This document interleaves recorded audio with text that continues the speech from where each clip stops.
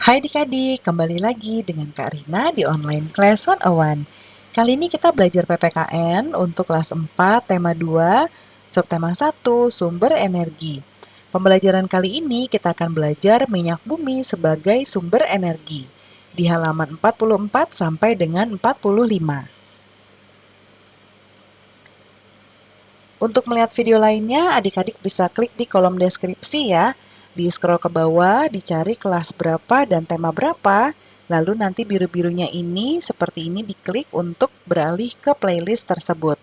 Atau boleh juga diklik di kanan atas ini, nanti akan muncul juga playlist dan juga video rekomendasi lainnya. Kita mulai ya adik-adik, jangan lupa ditonton sampai habis, dan kalau masih belum paham diulang lagi ya. Ada Edo lagi di sini adik-adik. Tahukah kamu bahwa minyak bumi merupakan sumber energi yang tidak dapat diperbaharui? Oleh sebab itu, kita berkewajiban untuk menghematnya. Minyak bumi merupakan salah satu sumber energi. Kita sebagai warga negara mempunyai hak untuk memanfaatkan minyak bumi dalam mendukung aktivitas sehari-hari. Namun di sisi lain, kita juga mempunyai kewajiban untuk menghemat penggunaan minyak bumi. Minyak bumi merupakan sumber energi yang tidak dapat diperbaharui karena proses pembentukan minyak bumi membutuhkan waktu yang lama, bisa mencapai jutaan tahun. Permintaan untuk minyak bumi dari tahun ke tahun terus bertambah. Sebaliknya, ketersediaan minyak bumi dari tahun ke tahun terus mengalami penurunan. Dengan semakin langkanya persediaan minyak bumi, pemerintah mengimbau agar setiap warga negara untuk menggunakan minyak bumi secara bijak. Kita jawab pertanyaannya ya adik-adik.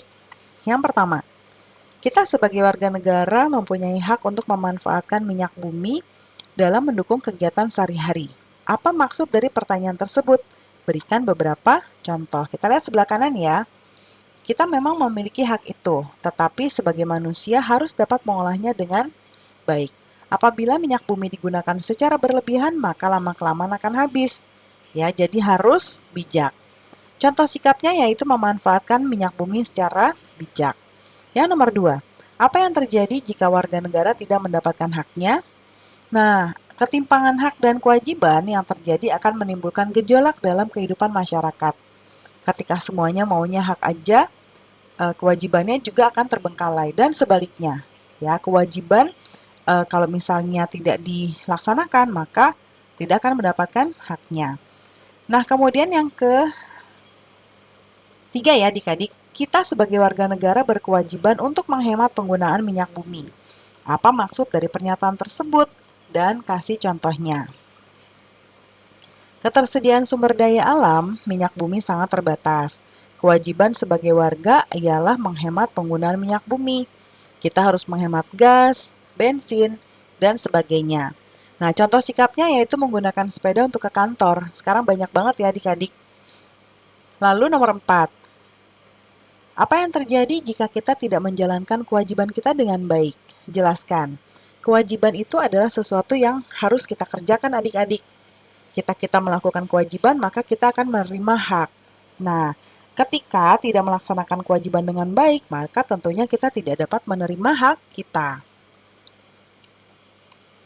Lalu berikan saranmu cara memanfaatkan minyak bumi secara bijak. Nah, caranya menggunakan semua produk hasil turunannya dengan bijak. Misalnya menghemat penggunaan BBM dengan menggunakan transportasi umum atau juga naik sepeda kayak Karina bilang tadi. Selain itu menggunakan sumber energi alternatif yang lebih ramah lingkungan seperti matahari, air, atau angin. Jika belum tersedia di tempat tinggal kita, bisa mulai dengan hal sederhana seperti menghemat pemakaian listrik dan air. Minyak bumi merupakan sumber energi yang memegang peranan penting dalam kehidupan sehari-hari. Manusia dapat melakukan berbagai aktivitas dan rutinitas karena dukungan dari minyak bumi. Nah, itu dia pembelajaran kita hari ini adik-adik. Sudah selesai ya.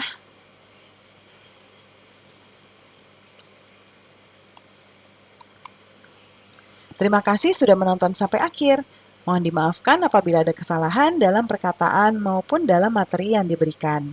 Sampai jumpa di pembelajaran berikutnya ya. Dadah!